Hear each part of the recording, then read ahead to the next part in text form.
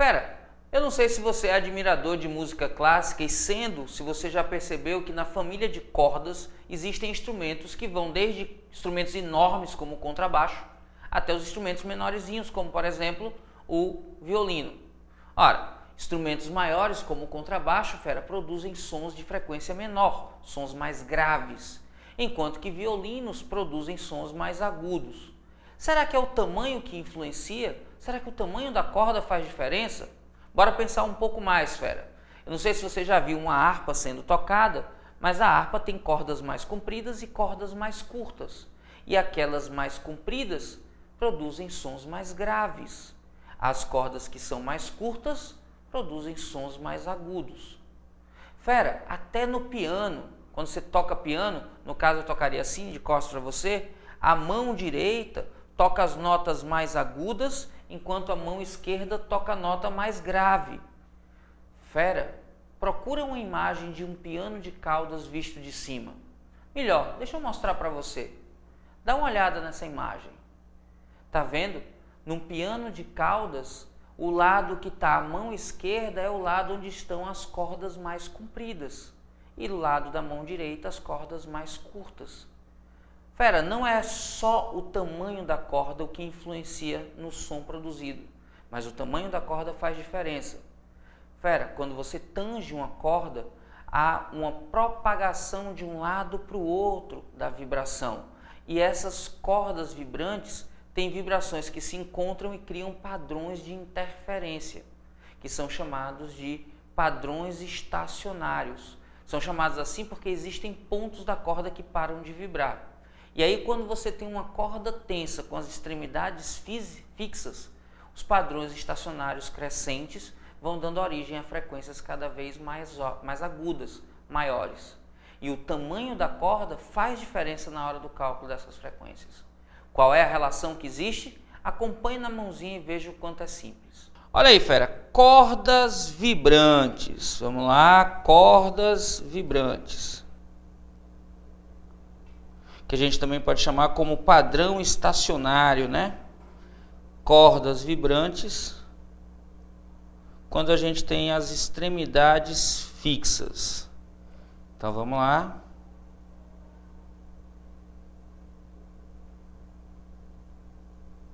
Esse é o princípio de muitos instrumentos de corda, tá, fera? Violão, violino, contrabaixo, por aí vai embora. A ideia é o seguinte, você tem dois pontos fixos, A e B, e a distância que separa A de B é o comprimento da corda. A e B são pontos que a gente chama de nós. Nós são pontos que não vibram, fera. Nota isso aí. Nó não tem vibração. Quando você tange a corda, fera, você cria uma onda que vai de uma extremidade para outra, que é devolvida, e aí a onda indo e a onda voltando se encontram, e dependendo da frequência vão criar um padrão de interferência. E esse padrão de interferência vai fazer com que essa corda, ao invés de vibrar para um lado e para o outro, comece a vibrar para cima e para baixo. E aí quando ela vibra para cima e para baixo, fera, ela faz um formato parecido com esse, ó. Hora para cima, aí aqui eu vou tracejar para dizer que está hora para baixo. Continua aqui o ponto A sendo nó, o ponto B sendo nó, e essa região central aqui é chamada de ventre. Perceba, fera, que se a gente fosse colocar uma onda completa aqui, ó, teria para cima para baixo, mais para baixo para cima. Então esse pedaço aqui, que é a distância entre dois nós consecutivos, corresponde a meio comprimento da onda. Então, neste caso, o comprimento da corda L corresponde ao comprimento de onda associado a esse padrão que a gente chama de primeiro harmônico, dividido por 2, porque aqui a gente tem metade da onda. Se a gente aumenta a frequência de vibração da corda, fera, vai chegar uma hora que o padrão assumido é parecido com esse, ó. Aqui eu desenho a mão livre, fera, talvez não fique tão bonito como ficaria no computador, mas eu fiz questão de fazer aqui na mão. E aí o que vai acontecer aqui, fera, é que parte da corda vibra para cima, parte para baixo, fazendo isso, ó. Você não tem aquela onda indo de um lado para o outro. Você tem uma parte sobe, uma parte desce, uma parte sobe, uma parte desce. E aqui no meio aparece um terceiro ponto que não vibra, que também é um nó, que está exatamente na metade do caminho, fera. Neste caso, a distância de A até B, perceba que vai ter 2 ventres. Então, eu tenho 2 vezes a distância aqui, ó, fera, que corresponde à metade do comprimento da onda. Só que agora é o comprimento da onda associado ao segundo padrão estacionário ou segundo harmônico. Fera, eu vou fazer mais um porque eu acho que você já vai perceber. Se eu aumentar um pouco mais a frequência, eu vou criar um padrão parecido com esse aqui, ó, fera. Aqui até o ponto B. E aí, hora eu tenho para um lado, hora eu tenho para o outro, por isso esse tracejado aqui. E aí o que eu tenho é o seguinte, fera. Eu tenho 2 pontos que vão para cima, para baixo, e o do meio vai ao contrário. Então, quando 2 sobem, o do meio desce, quando o do meio sobe, o de baixo, aqui, ó, fica alterando. Então, eu tenho 2 fazendo isso, ó. Pois é, fera. E aqui eu apareço com mais um ponto que não vibra, mais um nó. Veja que agora eu tenho 1, 2, 3 ventres, e que a distância de A para B, que é o comprimento, agora vai corresponder a 3 vezes o tamanho que corresponde a lambda sobre 2. Só que agora é o lambda do terceiro padrão ou terceiro harmônico.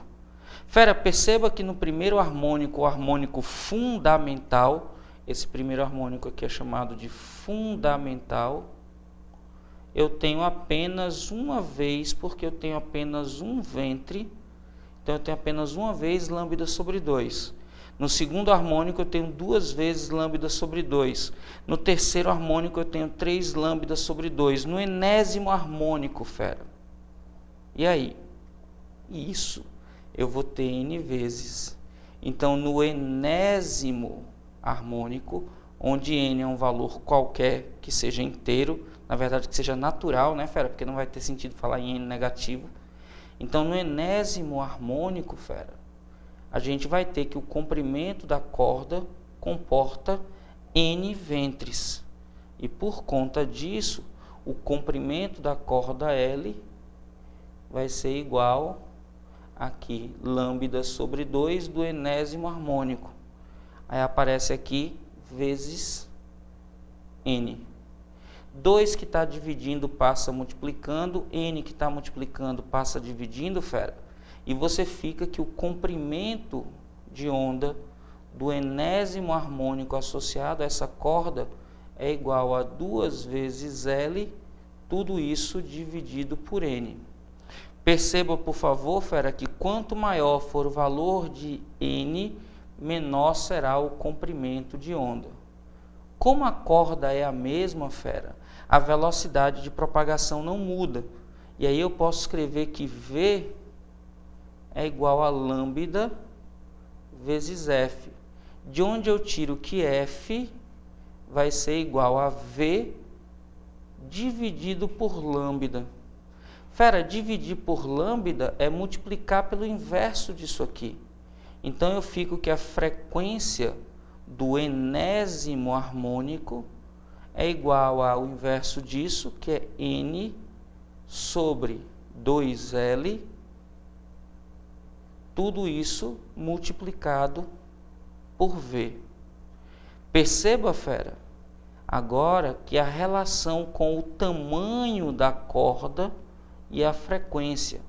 Veja que o tamanho da corda está aqui no denominador e a frequência está aqui, olha só. É uma relação de inversa proporcionalidade. A frequência de vibração natural da corda e o comprimento dessa corda são inversamente proporcionais. A frequência para o primeiro harmônico, para o harmônico fundamental, isso aqui vale 1, vai ser V sobre 2L. Quanto maior L, maior F. E aí eu pergunto para você, fera, quando você pensa num instrumento de cordas grande, o que é que vem na sua cabeça? Pense numa orquestra. Isso, num contrabaixo. Contrabaixo tem esse nome, fera, porque as frequências são frequências baixas, o som é grave. E as cordas? As cordas são compridas. E na orquestra, o instrumento que tem cordas curtas? Violino. Como é que é a frequência? Aguda, alta. Isso, fera. Então, quando L é maior, o F é menor. Quando L é menor, o F é maior. Para um mesmo instrumento de corda, quanto maior o L, menor a frequência. E aí pensa você que toca violão. Se você começa a apertar o seu dedo em posições diferentes, o que acontece com a nota? Muda. Pois quando você muda a posição que você toca na corda, você muda o L que está vibrando. E aí com isso você muda a frequência. Quanto menor for a parte da corda que vibra, maior será a frequência produzida nessa corda. Tranquilo, fera? Continue acompanhando. Viu aí, fera? Para uma mesma corda, quanto mais curto é o comprimento dela, maior é a frequência fundamental de sua vibração. A frequência e o comprimento da corda são inversamente proporcionais, mantidas as outras relações, né? Mantidas as outras grandezas que influenciam, como a tração, a densidade linear. Mas se a única coisa que muda é o tamanho da corda, quanto menor o tamanho da corda que vibra, maior a frequência. É só você prestar atenção no violão. À medida que você vai se aproximando da caixa do violão, o pedaço de corda que toca é menor, a frequência aumenta. Como é que a gente pode cobrar isso numa questão de vestibular? Acompanhe nos exemplos a seguir.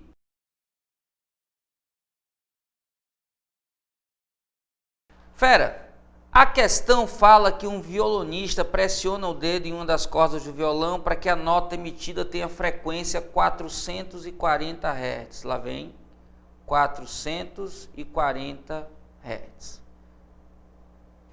E aí atenção, porque ele diz essa nota como um padrão, e aí a gente vai saber que ela está vibrando a corda toda, fera. Está fixa aqui, ela começa a vibrar, então isso corresponde ao primeiro padrão, isso corresponde à frequência fundamental. Aí ele diz para considerar que a velocidade do som, V, é igual a 340 metros por segundo. E aí ele diz e que a corda está vibrando no modo fundamental. Aí diz qual o comprimento do trecho da corda que está emitindo o som.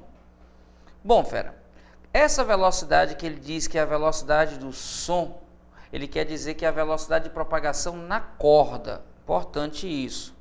Porque aí quando a gente tem a velocidade de propagação na corda, que a gente tem L como o comprimento da corda, quando a gente fala do comprimento comparado com o harmônico fundamental, o valor de L corresponde à metade do comprimento da onda.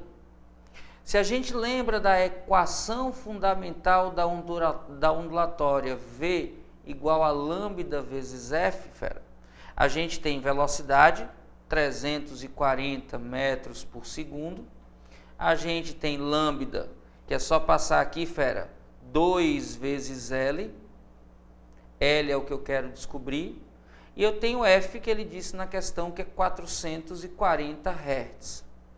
Fera, eu fico então que 340 é igual a 2 vezes 440, vai dar 880, multiplicado por L.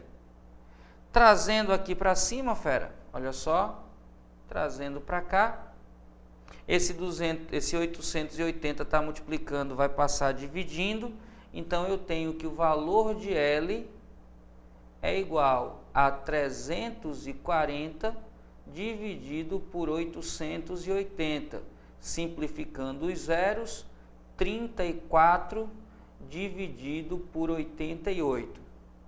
Fera, se aqui embaixo fosse 100, isso aqui ia dar 0,34 ou 34 centímetros. Como não é 100, é um pouco menos, na verdade o L vai dar um pouco mais de 34 centímetros. Quando você olha lá nas alternativas, tem 38 e a mais próxima é 77, que é muito distante.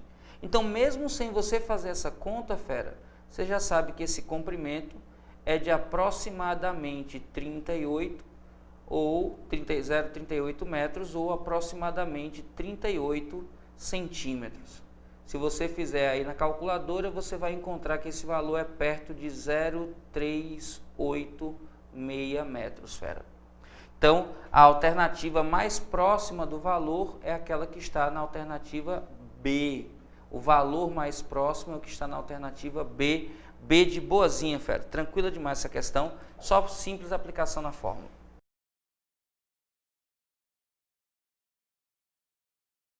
Olha aí, fera. Ele está dizendo que o comprimento entre as extremidades fixas é 0,6. A gente já sabe que isso é o comprimento da corda, é o nosso L, que é igual a metade do comprimento da onda. Ele já está dizendo para a gente que isso vale 0,6 metros. E aí ele fala para a gente que ao ser dedilhada, a corda emite uma frequência F, que é igual a 220 Hz. E ele faz alguns comentários nas alternativas. Mas, fera, bora de cara testar se a velocidade a gente consegue encontrar? V é igual a lambda vezes F. V vai ser, olha só, esse 2 passa multiplicando, eu vou ter 2 vezes L que multiplica F. Substituindo 2 vezes o L, que é 0,6, vezes a frequência, que é 220 Hz, fera. Se você fizer essa conta com atenção, confere a conta, faz ela aí, fera, você vai encontrar rapidinho 264 metros por segundo. Ou seja, fera, você encontra a resposta como alternativa letra D de dado, sem nem se estressar, bastou encontrar o valor da velocidade, já encontrou D de detona, fera. Esse é seu ano. Vamos juntos.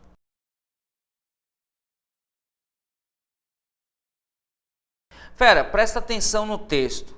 Ele coloca duas situações para a gente. Uma em que a corda está tocada e vibra os seus 60 centímetros. E na outra que está a 12 centímetros da ponta. Lembra, fera, que o que vai vibrar é o restante da corda. Quando eu aperto a 12 centímetros, se a corda tem 60, eu vou ter uma vibração de 48 centímetros da corda. Na situação 1, fera, ele diz para a gente que o L da corda é 60 centímetros, que a corda toda está vibrando. E que para esta situação, a frequência é igual a 220 Hz.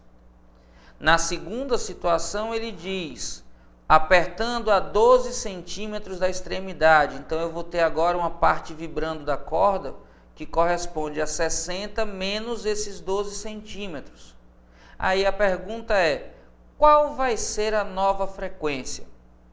Fera, eu pergunto para você, mudou a tensão na corda? A resposta é não, porque ele nem aperta nem folga a corda, porque ele não mexe na tensão dela. Mudou a densidade da corda? A resposta é não, fera, porque é a mesma corda. Lembrando que cordas, quando vibradas, têm uma velocidade de propagação do pulso, que é proporcional à raiz quadrada da força e inversamente proporcional à raiz quadrada da densidade, a fórmula de Taylor, eu posso dizer tranquilamente, fera, que a velocidade na primeira situação é igual à velocidade na segunda situação, porque eu nem mudei a força, nem mudei a densidade. Ora, fera, velocidade é lambda vezes F, então eu posso dizer que lambda 1 vezes a frequência na primeira situação é igual a lambda 2 vezes a frequência na segunda situação. Fera, lembre que quando a gente está falando de cordas vibrantes com as extremidades fixas, na primeira vibração, no primeiro harmônico, no harmônico fundamental, eu tenho que L é igual a lambda sobre 2. Então, lambda vai ser o dobro de L. Na primeira situação, o dobro de L é 120 centímetros, enquanto que a frequência é 220 Hz. Na segunda situação, 60 menos 12 dá 48. Isso é metade do lambda, então o lambda vai ser 2 vezes 48, 96 centímetros, vezes a frequência que eu procuro. Fera, perceba que o fato de estar em centímetros não muda nada porque está dos dois lados centímetro e eu posso simplificar. Eu vou então ficar que a frequência 2 corresponde a 120 vezes 220 dividido por 96. Nem todo mundo enxerga, fera, mas 120 e 96 dá para dividir por 24. Fica 5 em cima, 4 embaixo. Aí você vai fazer 5 vezes 220, dá 1.100. Tudo isso, fera, dividido por 4. Quando você faz essa divisão, isso dá 275 Hz. E essa é a frequência que a corda passa a ter na segunda situação, quando pressionado a 12 centímetros. Perceba, fera, que você diminuiu o comprimento da corda vibrante e por isso a frequência aumentou. Lembra, a frequência de vibração é inversamente proporcional ao comprimento vibrante. Tranquilo, fera? Quanto mais curto, maior a frequência. Vamos juntos, fera, esse é seu ano. Viu aí, fera? Viu como é simples nos exemplos? Atenção e cuidado com questões como essa última de deslocamento da posição. Quando você desloca a posição onde o dedo está tocando, o que está acontecendo é mudando o tamanho da corda que vibra. E aí, mudando o tamanho da corda, muda a frequência de vibração. Tranquilo, fera? Só para se você quiser aí acrescentar, instrumentos como o violão, que tem trastes, são chamados de instrumentos temperados. Qualquer que seja a posição que o seu dedo esteja entre dois trastes, o tamanho da corda que vibra é sempre o mesmo. Instrumentos desse tipo são mais fáceis de serem tocados. Instrumentos como o violino são chamados de não temperados, porque eles não possuem trastes. E aí pequenas variações da posição do dedo produzem sons diferentes. É por isso que é muito mais difícil tocar um violino do que, por exemplo, tocar violão. Tranquilo, fera? Agora você vai para o seu material destruir as questões sobre esse conteúdo. Vamos juntos, fera? Este é seu ano. Lembre que você pode.